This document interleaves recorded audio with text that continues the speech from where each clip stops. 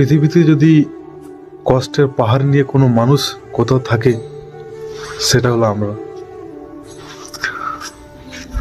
মনের ভিতর কষ্ট থাকে, চোখ ভরা পানি থাকে, পেট ভরা ক্ষুধা থাকে, তাও আমাদের জীবনে দেখার মতো কেউ নেই। কষ্ট হলেও কারো কাছে অভিযোগ করার মতো কোনো জায়গা নেই। বেতন পাই আর না পাই, কারো কাছে অভিযোগ করার মতো কোনো ক্ষমতা নেই।